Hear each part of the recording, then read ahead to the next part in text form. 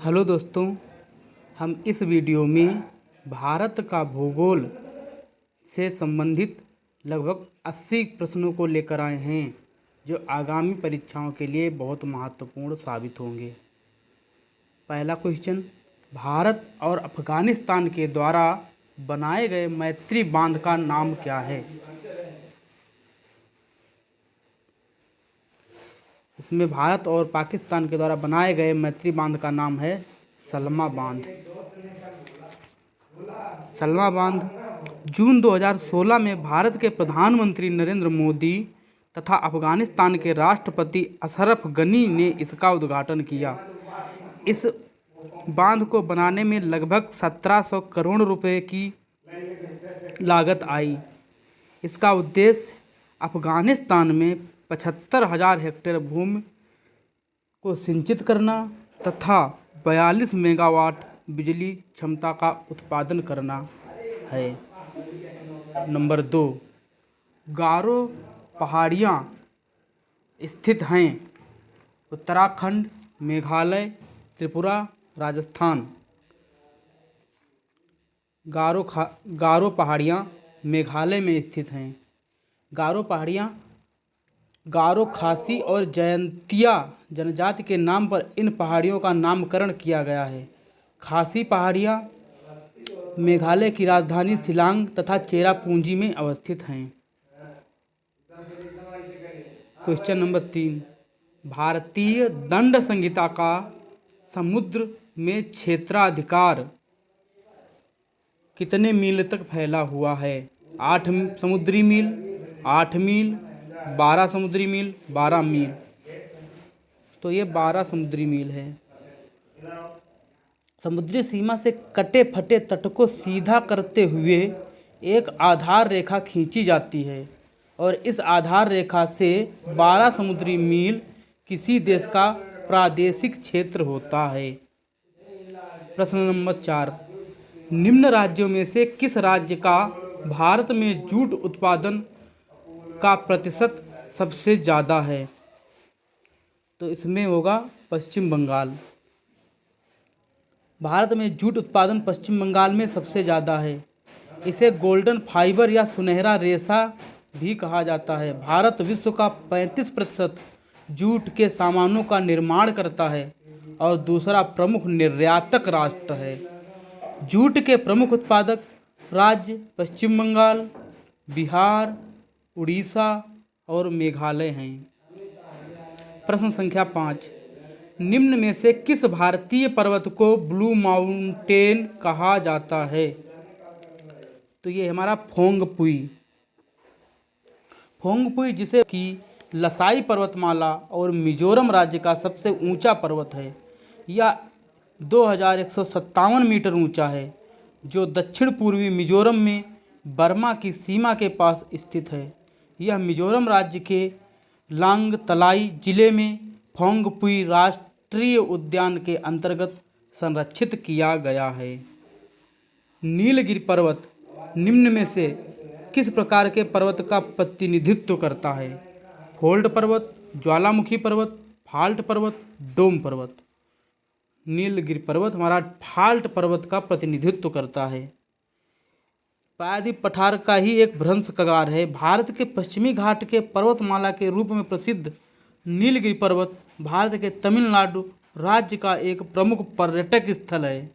नीलगिरी पर्वत वास्तव में अवशिष्ट पर्वत चट्टानों के अपरदन के फलस्वरूप निर्मित होते हैं।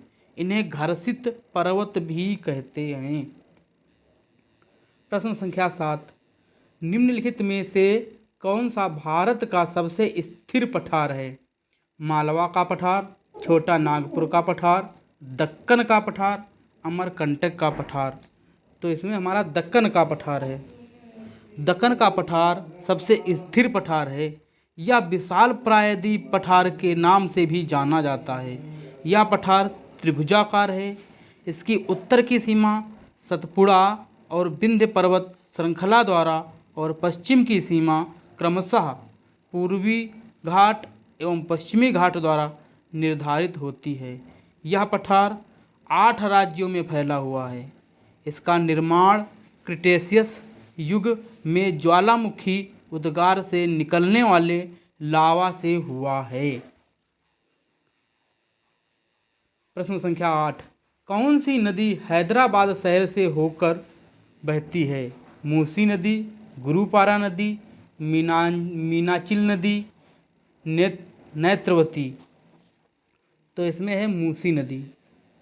मूसी नदी ये कृष्णा की सहायक नदी है जो तेलंगाना राज्य में स्थित है। इसी नदी के किनारे हैदराबाद शहर बसा हुआ है। हिमायत सागर और उस्मान सागर इस नदी पर बनाए गए बांध हैं जो हैदराबाद के लिए पानी के रूप में कार्यरत हैं। मीनाचिल केरल के कोंडप्पम जिले में है मीनाचिल, तथा नेत्रावती पश्चिम घाट कर्नाटक से निकलती है। प्रश्न संख्या 9, हर राज्य का सर्वोच्च रैंकिंग भारतीय वन सेवा अधिकारी कौन होता है? इसका होता है वन सेवा प्रमुख या IFS, Indian forest service. Monazite रेत से निकला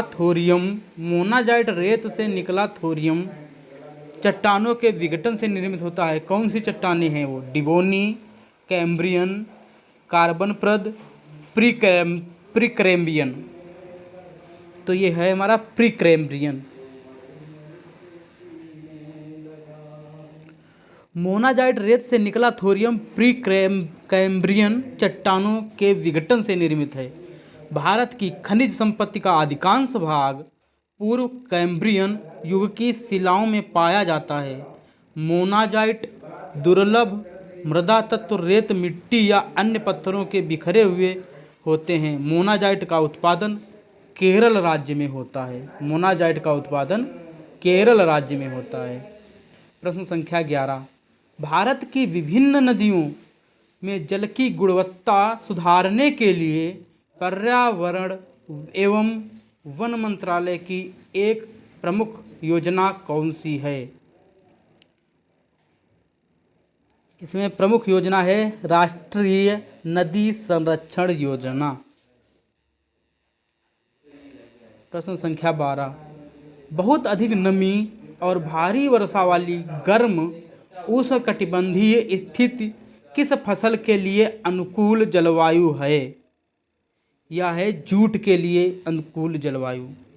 जूट की खेती के लिए गर्म और नम जलवायु की आवश्यकता होती है तथा इसके लिए 25 डिग्री सेंटीग्रेड से 35 डिग्री सेंटीग्रेड ताप और 90% आर्द्रता होनी चाहिए।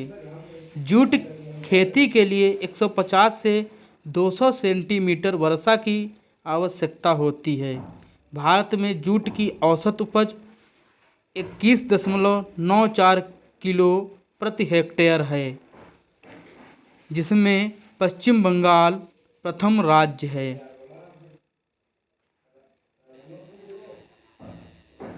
13, जोग जलप्रपात निम्नलिखित किस भारतीय राज्य में स्थित है?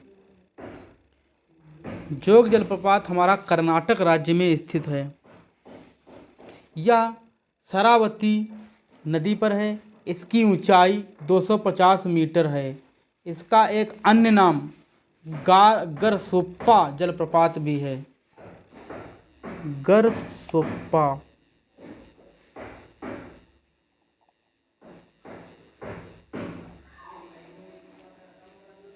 जरावा किस क्षेत्र के आदिवासियों की एक जाति है? हिमालय, लक्षद्वीप, श्रीलंका, अंडमान द्वीप। जरावा हमारी अंडमान द्वीप की आदिवासियों की एक जाति है। 15, किस बांध के निर्माण के लिए विश्व बैंक ने शुरू में धन दिया परंतु पर्यावरण संबंधी मुद्दों एवं विस्थापितों के पुनर्वास हेतु भूमि अधिग्रहण की अनिश्चितता के चलते बाद में इस परियोजना से हाथ हटा लिया? सरदार सरोवर बांध, कोनान बांध, भाखड़ा नागल बांध, अलमट्टी बांध। तो ये है हमारा सरदार सरोवर बांध। सरदार सरोवर बांध 17 सितंबर 2017 को प्रधानमंत्री नरेंद्र मोदी ने इस बांध का लोकार्पण पुनः किया। इस बांध की ऊंचाई 138.68 और लंबाई 1210 मीटर है, जो गुजरात राज्य के नर्मदा नदी पर बनाया गया है। यह बांध भारत का तीसरा सबसे ऊंचा 163 मीटर ऊंचा कंक्रीट बांध है।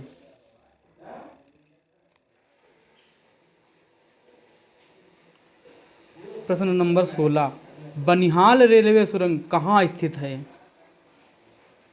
बनिहाल रेलवे सुरंग पीर पंजाल रेंज में स्थित है। इस रेलवे सुरंग की लंबाई 11.215 किलोमीटर है, जो जम्मू कश्मीर राज्य के बनिहाल कस्बे से उत्तर हिमालय की पीर पंजाल पर्वतमाला से निकलती है। लघु हिमालय और बाहरी हिमालय के बीच सपाट को किन नामों से जाना जाता है? इनको दून नाम से जाना जाता है। लघु हिमालय तथा मध्य हिमालय तथा हिमालय या शिवालिक हिमालय के बीच अनेक घाटियाँ पाई जाती हैं।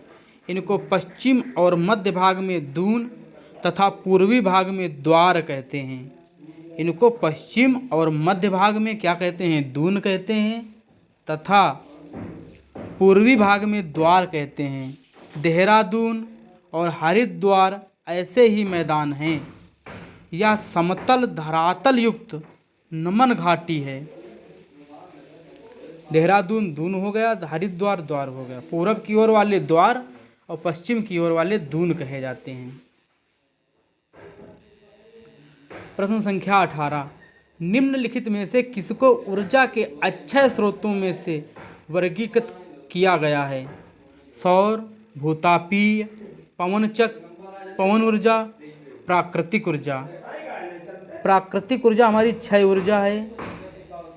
ये हमारी अक्षय ऊर्जा, सौर ऊर्जा अक्षय ऊर्जा, भूतापीय ऊर्जा अक्षय ऊर्जा, पवन ऊर्जा अक्षय ऊर्जा है। 1, 2, 3 हमारा पहला आंसर सही है। कालाकोट थर्मल पावर स्टेशन किस भारतीय राज्य में स्थित है? Kalakot thermal power station Jammu और कश्मीर राज्य में स्थित है। यह जम्मू कश्मीर के राजौरी जिले के ब्लॉक कालाकोट में स्थित है। प्रश्न संख्या 20, भारत में हाल ही में किस ज्वालामुखी में विस्फोट हुआ था? तो ये हमारा बैरन द्वीप। यह ज्वालामुखी भारत का एकमात्र सक्रिय ज्वालामुखी है। यह अंडमान निकोबार द्वीप समूह की राजधानी पोर्ट ब्लेयर से लगभग 138 किलोमीटर उत्तर पूर्व में बंगाल की खाड़ी में स्थित है। अंडमान निकोबार की सबसे ऊंची चोटी सैडल पीक 732 मीटर है तथा नारकोंडम एक सुषुप्त ज्वालामुखी है। भारत में निम्नलिखित में से कौन सा राज्य सिलिमनाइट का सबसे बड़ा उत्पादक है? यह है हमारा केरल। भारत में सिलिमनाइट का सबसे बड़ा उत्पादक केरल है, जबकि उड़ीसा और झारखंड कोयले का तथा पश्चिम बंगाल जूट का शीर्ष उत्पादक है। उड़ीसा और झारखंड कोयला, पश्चिम बंगाल जूट। भारत में निम्नलिखित राज्यों में से किसमें भारत पाकिस्तान सीमा पार करने वाली एकमात्र सड़क है? पंजाब, राजस्थान, गुजरात, जम्मू और कश्मीर। तो ये हमारा है पंजाब राज्य।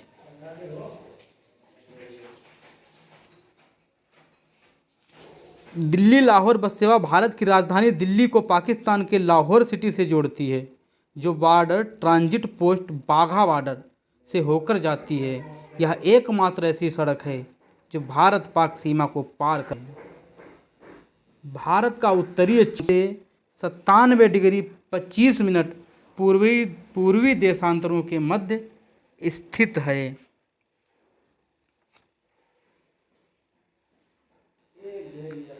भारतीय मानक मध्याह्न रेखा किस स्थान से होकर गुजरती है? तो भारतीय मानक मध्याह्न रेखा इलाहाबाद से होकर गुजरती है।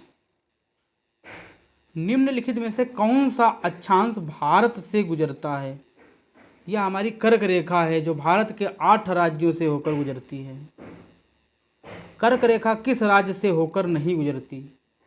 कर्क रेखा किस राज्य से होकर नहीं गुजरती? यह हमारी उड़ीसा राज्य से होकर नहीं गुजरती है। निम्नलिखित में से किस राज्य से होकर कर्क रेखा नहीं गुजरती? यह हमारा उत्तर प्रदेश है। कर्क रेखा 8 राज्यों से गुजरती है, जो पहला है गुजरात, दूसरा राजस्थान, मध्य प्रदेश, छत्तीसगढ़, झारखंड, पश्चिम बंगाल, त्रिपुरा एवं मिजोरम। क्षेत्रफल की दृष्टि से भारत का सबसे बड़ा राज्य कौन सा है? क्षेत्रफल की दृष्टि से भारत का सबसे बड़ा राज्य राजस्थान है। महापंजीयक कार्यालय के अनुसार भारत का कुल क्षेत्रफल 32,87,263 वर्ग किलोमीटर है। यह विश्व के कुल क्षेत्रफल का मात्र 2.4% है। क्षेत्रफल की दृष्टि से भारत का विश्व में 7वां स्थान है।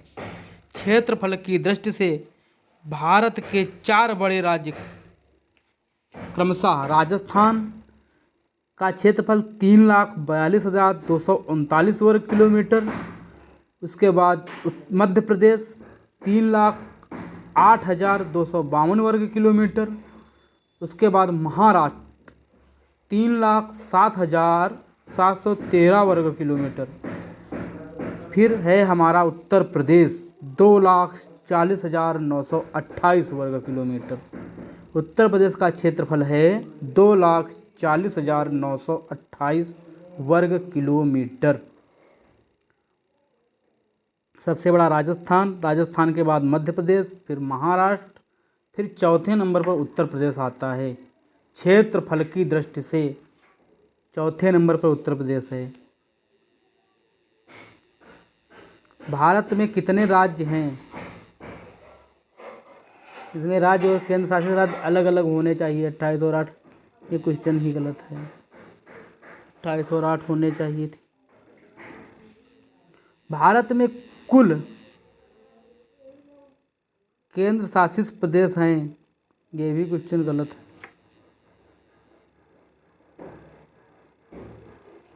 इसमें भी 8 होने चाहिए थे। निम्नलिखित में से कोई एक भारत का सबसे छोटा राज्य है। ये है हमारा सिक्किम। जनसंख्या की दृष्टि से भारत का सबसे छोटा राज्य सिक्किम है, जबकि क्षेत्रफल की दृष्टि से भारत का सबसे छोटा राज्य गोवा है। जनसंख्या की दृष्टि से सिक्किम और क्षेत्रफल की दृष्टि से गोवा। भारत का कौन सा राज्य 3 ओर से नेपाल, चीन तथा भूटान से घिरा हुआ है? ये है हमारा सिक्किम। सिक्किम हमारा यहाँ पर बसा हुआ है।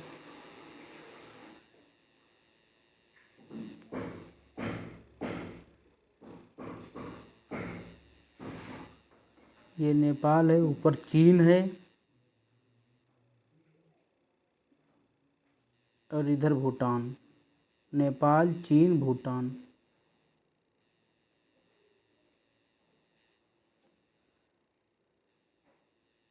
भारत का सुदूर पश्चिमवर्ती स्थान किस राज्य में है? पश्चिम में हमारा है गुजरात। तो हमारा सुदूर पश्चिमवर्ती स्थान कहाँ होगा? गुजरात में होगा। पश्चिमवर्ती बिंदु कितना है? 680° 7' पूर्वी देशांतर पर गौर माता गुहार गौर माता में स्थित है। कौन सा राज्य तीन ओर से बांग्लादेश की सीमाओं से घिरा हुआ है? कौन सा राज्य तीनों ओर से बांग्लादेश की सीमाओं से घिरा हुआ है? तो हमारा है त्रिपुरा। त्रिपुरा हमारा तीनों ओर से बांग्लादेश की सीमाओं से घिरा हुआ है।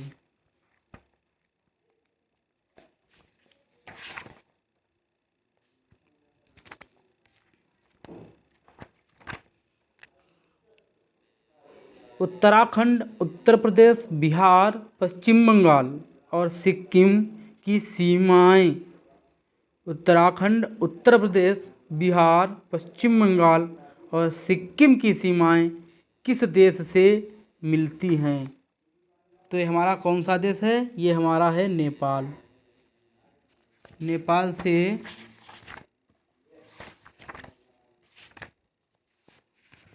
सबकी सीमाएं नेपाल से मिलती हैं।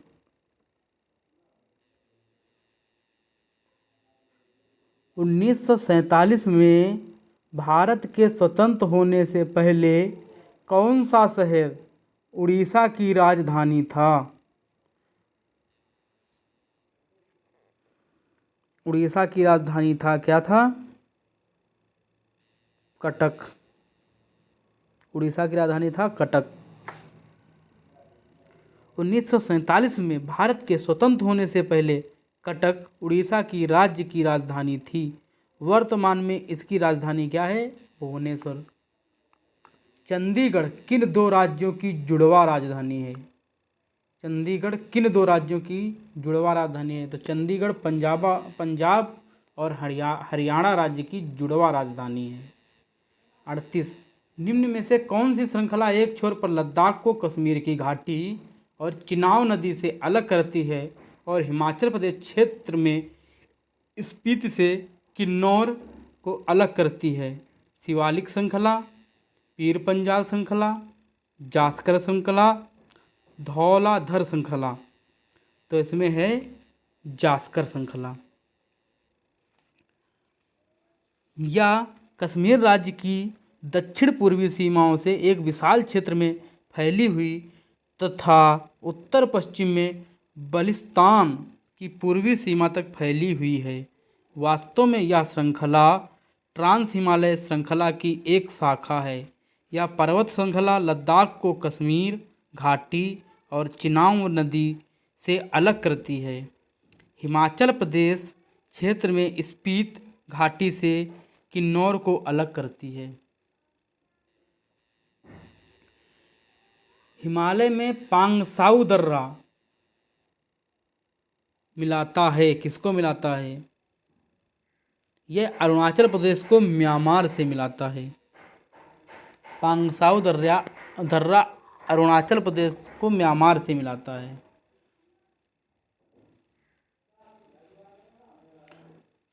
सिपकिला दर्रा हिमाचल प्रदेश को तिब्बत से मिलाता है। नाथुला दर्रा सिक्किम को चीन से मिलाता है।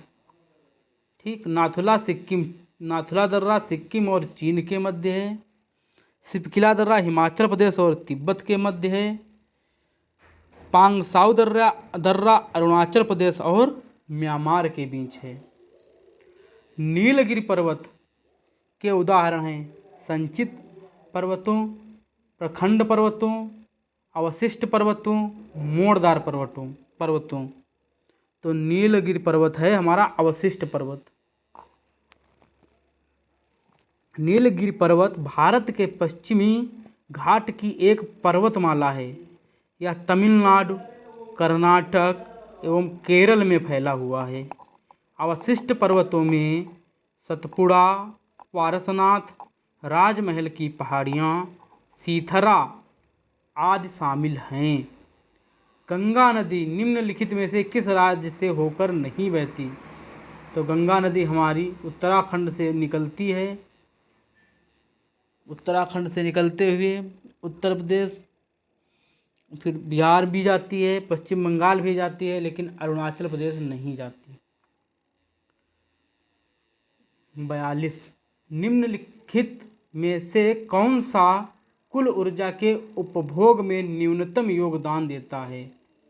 अक्षय ऊर्जा स्रोत, जीवाश्म ईंधन, परमाणु ऊर्जा, इनमें से कोई नहीं।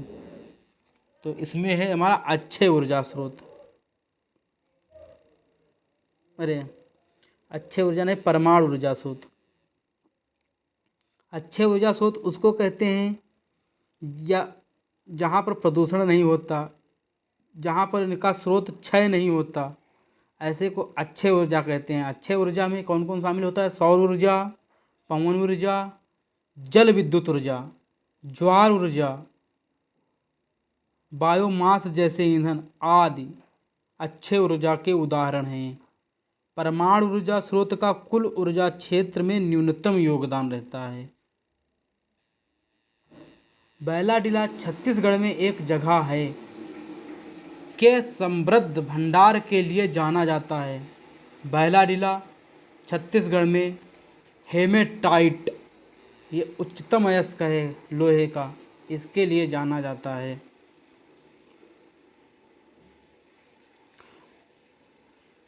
लौह अयस्क वे चट्टानें और खनिज हैं जिनसे धात्विक लौह का निष्कर्षण किया जाता है। इन अयस्कों में आमतौर पर आयरन ऑक्साइडों की बहुत अधिक मात्रा होती है।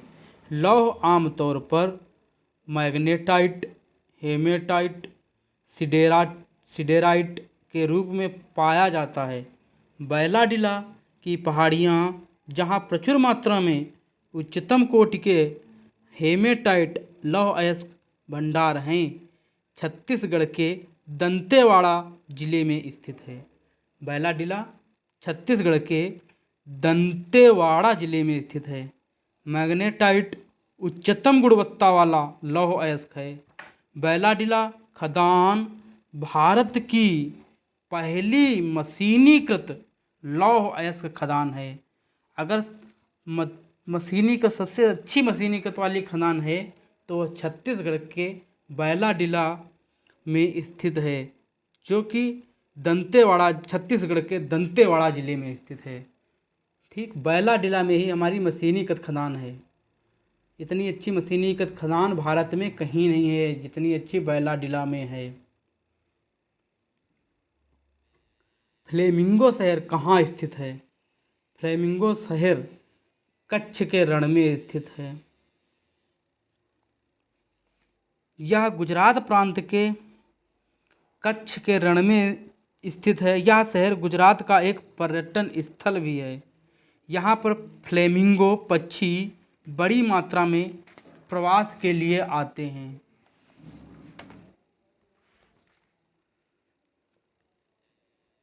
एक स्थानांतरण खेती बेवर किस भारतीय राज्य में प्रचलित है?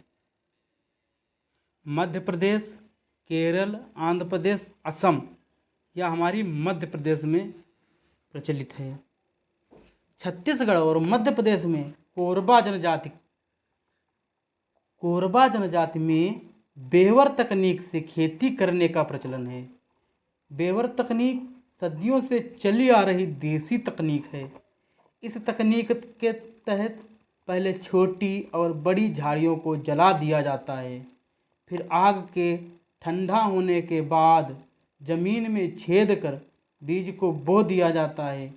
इस तकनीक में फसल को अत्यधिक पानी की आवश्यकता नहीं होती, जिससे सूखा प्रभावित क्षेत्रों में भी किसानों को गुजर भर का अनाज मिल जाता है। बेवर खेती ये कहाँ कहाँ होती है? छत्तीसगढ़ और मध्य प्रदेश में होती है। भारत में निम्नलिखित में से किस राज्य में रबर का सर्वाधिक उत्पादन होता है? ये हमारा है केरल राज्य। केरल में रबड़ का सर्वाधिक उत्पादन होता है। कर्नाटक में कॉफ़ी का, असम में चाय का। जलोढ़क तलछट का अर्थ किस प्रकार की भूमि से है? जलोढ़क तलछट का अर्थ किस प्रकार की भूमि से है? तो यह है हमारी नदी द्वारा निर्मित तलछट भूमि। कैसी भूमि? नदी द्वारा निर्मित तलछट भूमि। इसमें क्या होता है, जलोढ़क तलछट का अर्थ नदी द्वारा निर्मित तलछट भूमि से है, जो भारत के 43% भाग में पाई जाती है। यह सतलज, गंगा, यमुना, घाघरा, गंडक, ब्रह्मपुत्र इत्यादि नदियों द्वारा लाई जाती है। यमुना और बेतवा नदियों का संगम कहाँ होता है?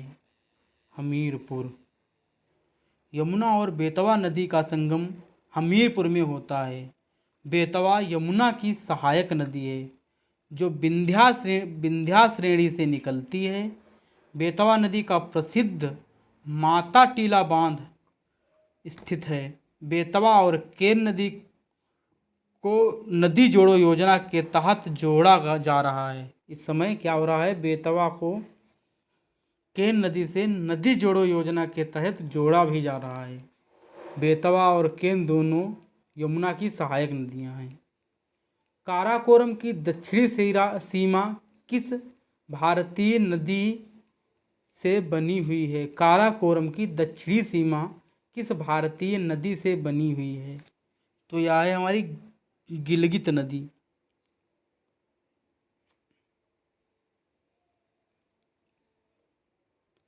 काराकोरम की दक्षिणी सीमा गिलगित, सिंधु और श्योक नदियों द्वारा पश्चिम से पूरब की तरफ बनाई गई हैं, जो हिमालय सीमा के उत्तर पश्चिम छोर से सीमा को अलग करती हैं।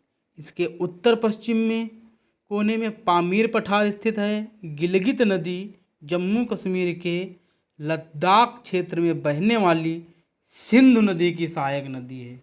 गिलगित नदी जम्मू कश्मीर के लद्दाख क्षेत्र में बहने वाली सिंधु नदी की सहायक नदी है। गिलगित नदी सिंधु की सहायक नदी है जो लद्दाख क्षेत्र में बहती है। पश्चिमी घाट किस प्रकार के वर्षण के माध्यम से वर्षा प्राप्त करता है? अग्रभाग, स्तरीय भाग, पर्वतीय, संवहनी। पश्चिमी घाट में पर्वत हैं तो यह पर्वतीय भाग, तो यह पर्वतीय तरीके से वर्षा को ग्रहण करता है। वाष्प भरी मानसूनी हवाएं पश्चिमी घाट से टकराकर ऊपर उठती हैं तथा ठंडी होकर तीव्र वर्षा करती हैं। पश्चिमी घाट के उस पार का क्षेत्र वृष्टि छाया क्षेत्र में आता है। भारत में कौन सा केंद्र शासित प्रदेश 2 राज्यों की राजधानी है? तो यह है हमारा चंडीगढ़। IWT सिंधु जल संधि, सिंधु जल संधि के अंतर्गत पश्चिमी नदियों के रूप में कौन सी नदियां शामिल हैं? तो इसमें हमारा होगा सिंधु, चिनाब और झेलम। सिंधु जल संधि के वितरण के लिए भारत और पाकिस्तान के बीच संधि हुई थी। इस संधि में विश्व बैंक, तत्कालिक पुनर्निर्माण और विकास हेतु अंतर्राष्ट्रीय बैंक ने मध्यस्थता की थी।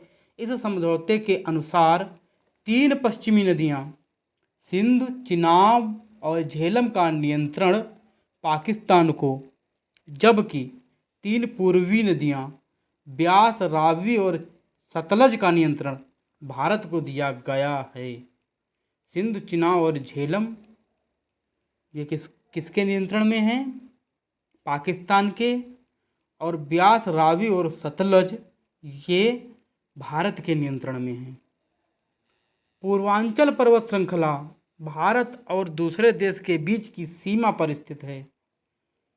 निम्नलिखित कौन सा वह देश है? पूर्वांचल पर्वत श्रृंखला अरुणाचल प्रदेश के आगे का श्रृंखला है।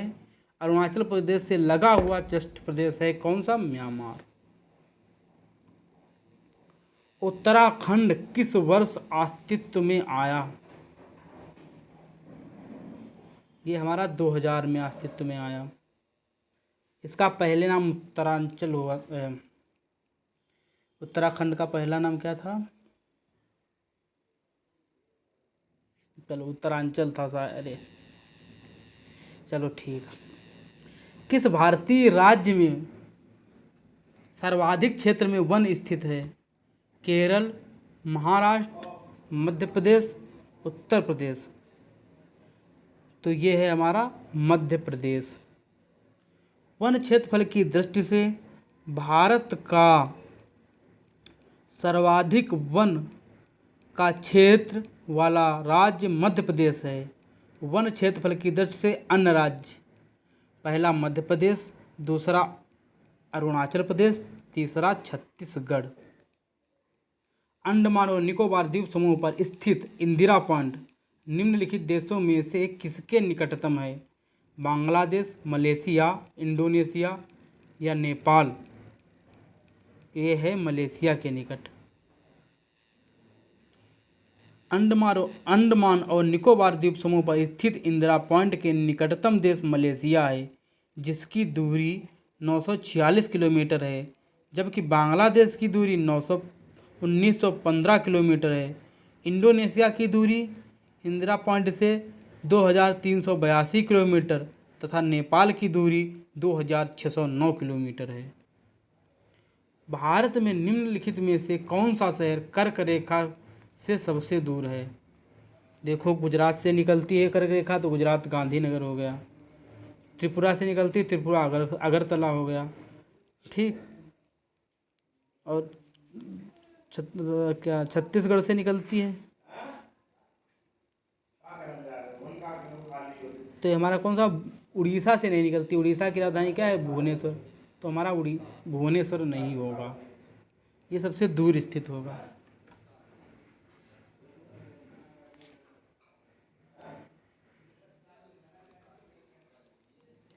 झारखंड रांची, गुजरात गांधीनगर, त्रिपुरा अगरतला, भुवनेश्वर उड़ीसा। चित्रकूट जलप्रपात भारत के किस राज्य में स्थित है? चित्रकूट जलप्रपात भारत के किस राज्य में स्थित है? यह भारत के छत्तीसगढ़ राज्य में स्थित है। चित्रकूट जलप्रपात छत्तीसगढ़ राज्य के बस्तर जिले में इंद्रावती नदी पर बनाया गया है। यह जलप्रपात घोड़े की नाल के समान है और इसकी तुलना विश्व प्रसिद्ध न्याग्रा जलप्रपात से की जाती है। यह चित्रकूट जलप्रपात छत्तीसगढ़ के बस्तर जिले में इंद्रावती नदी पर बनाया गया घोड़े की नाल जैसा जलप्रपात है, जिसकी तुलना नियाग्रा जलप्रपात से की जाती है, जो कि विश्व प्रसिद्ध जलप्रपात है। निम्नलिखित में से कौन सा शहर गोदावरी नदी के किनारे स्थित नहीं है? नासिक, नवसारी, नांदेड़, निजामाबाद। तो ये है हमारा नवसारी। नासिक, नांदेड़ तथा निजामाबाद शहर गोदावरी नदी के तट पर स्थित हैं, किंतु नवसारी शहर पूर्णा नदी पर सूरत से 17 मील दक्षिण पूर्व में स्थित एक प्रसिद्ध नगर है। भारत की सबसे तटीय छिछली झील लैगून और दुनिया में दूसरी सबसे बड़ी छिछली झील लैगून। भारत में पहले नंबर लैगून झील भारत में पहले नंबर पर है और दुनिया में दूसरे नंबर पर है। भारत में पहले नंबर पर, दुनिया में दूसरे नंबर पर। उसका नाम क्या है और किस प्रदेश में स्थित है? उसका नाम है चिल्का झील, जो उड़ीसा में स्थित है। वर्ष 2018 में संयुक्त राष्ट्र विश्व पर्यटन संघ ने उड़ीसा की चिल्का झील को उसकी प्राकृतिक सुंदरता एवं जैव विविधता के लिए दर्शनीय पर्यटन स्थल घोषित किया था। सामान्य मिट्टी का कार्बन नाइट्रोजन अनुपात लगभग कितना होता है? सामान्य मिट्टी का कार्बन नाइट्रोजन अनुपात कितना होता है? 10:1। व्यवहारिक कृषि प्रयोजनों के लिए खाद में कार्बन और नाइट्रोजन का अनुपात 20 से 30:1 में होना चाहिए। खाद के लिए 20 से 30:1 में होना चाहिए। वह कौन सा विशेष बल है जिसका गठन भयंकर प्राकृतिक आपदाओं के दौरान विशेष निवारक प्रतिक्रिया उपलब्ध कराने के लिए किया गया है? वह है राष्ट्रीय आपदा मोचन बल। गंगटोक निम्न की राजधानी है? सिक्किम, नागालैंड, मेघालय, अरुणाचल प्रदेश। सिक्किम गंगटोक। सिक्किम गंगटोक।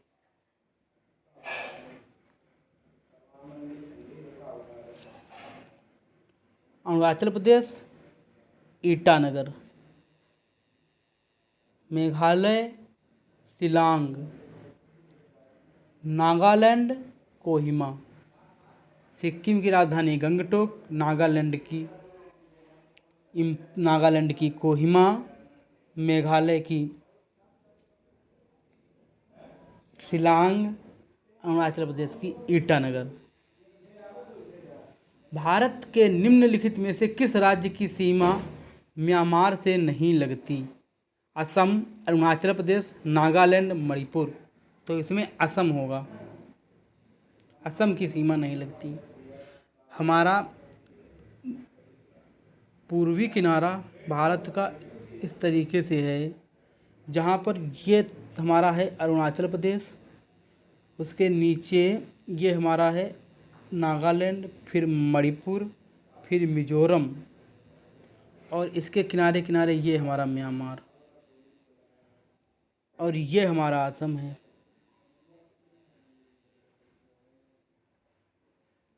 भारत का कौन सा राज्य उत्तर में कर्नाटक, पूरब में तमिलनाडु और पश्चिम में अरब समुद्र से घिरा है? उत्तर में कर्नाटक, पश्चिम में तमिलनाडु और पूरब में तमिलनाडु और पश्चिम में अरब सागर समुद्र से घिरा है। तो ऐसा राज्य हमारा कौन सा होगा? ऐसा राज्य हमारा होगा केरल। निम्नलिखित में से गुलाबी शहर कहा जाता है? Pink city Jaipur. Rock garden Lakshadweep की राजधानी है। लक्षद्वीप की राजधानी क्या है? कवरत्ती। अरब सागर में स्थित भारत के द्वीप समूह का नाम बताएं। अरब सागर में हमारा लक्षद्वीप स्थित है। क्या स्थित है? लक्षद्वीप।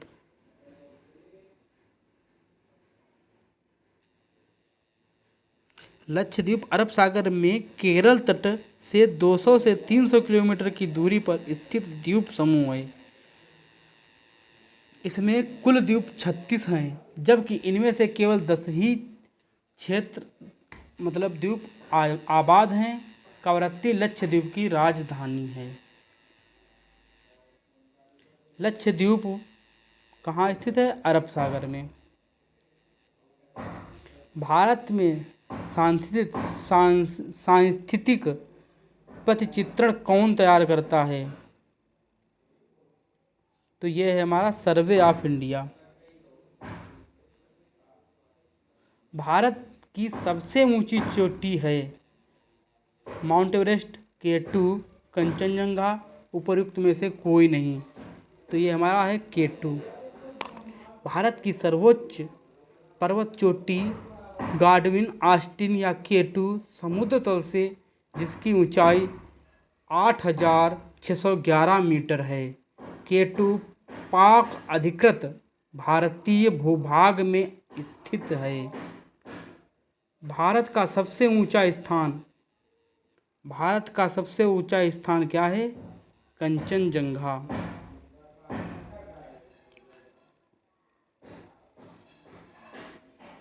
कंचनजंगा विश्व की तीसरी सबसे ऊंची चोटी है। इसकी ऊंचाई लगभग 8,586 मीटर है। कंचनजंगा 5 चोटियों का समूह है। यह भारतीय राज्य सिक्किम में स्थित है। यह भारतीय राज्य सिक्किम में स्थित है। विंध्याचल श्रेणी में ऊंची चोटी है बैल चोटी, मिकाई श्रेणी, कैसकेड श्रेणी, गुडविल चोटी। तो इसमें होगी हमारी गुडविल चोटी। भारत की सबसे पुरानी पर्वत श्रृंखला है, यह है हमारी अरावली। अरावली श्रेणी गुजरात के पालनपुर से लेकर राजस्थान एवं हरियाणा से होकर दिल्ली तक लगभग 800 किलोमीटर की लंबाई में फैली है। इसका निर्माण प्री कैम्ब्रियन काल में हुआ था, जो 600 से 570 मिलियन वर्ष पूर्व माना जाता है। यह भारत की ही नहीं बल्कि विश्व की सबसे प्राचीन पर्वत श्रृंखलाओं में से एक है। इसकी सर्वोच्च चोटी गुरु शिखर, जिसकी ऊंचाई 1722 मीटर है। हिमालय के सबसे दक्षिणी भाग को कहा जाता है शिवालिक, हिमाद्री, हिमाचल, त्रिकुटा। तो हिमालय के दक्षिणी भाग को शिवालिक कहा जाता है। पूर्वी घाट और पश्चिमी घाट मिलते हैं। पूर्वी घाट और पश्चिमी घाट कहाँ मिलते हैं? ये हमारे मिलते हैं नीलगिरी पहाड़ियों पर। नीलगिरी पहाड़ियाँ तमिलनाडु, केरल और कर्नाटक में विस्तृत हैं। इन पहाड़ियों पर पश्चिमी एवं पूर्वी घाटों का संगम होता है। शिवालिक की पहाड़ियाँ किस राज्य में स्थित हैं? हिमाचल प्रदेश, गुजरात, महाराष्ट्र, आंध्र प्रदेश। तो शिवालिक की पहाड़ियाँ हमारी हिमाचल प्रदेश में स्थित हैं। ये अरुणाचल प्रदेश, भूटान, पश्चिम बंगाल, नेपाल, उत्तराखंड एवं हिमाचल प्रदेश में विस्तारित होती हैं। जोजिला दर्रा कहाँ पर स्थित है? जोजिला दर्रा हमारा जम्मू तथा कश्मीर में स्थित है। यह श्रीनगर को लेह से जोड़ता है।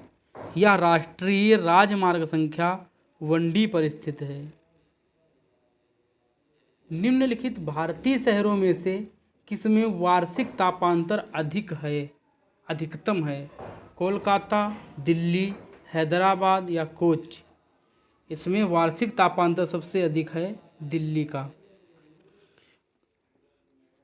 भारत का निम्नतम तापमान वाला स्थल द्रास है, जो जम्मू कश्मीर राज्य में स्थित है। धन्यवाद। अगला वीडियो जल्द ही बनाएंगे।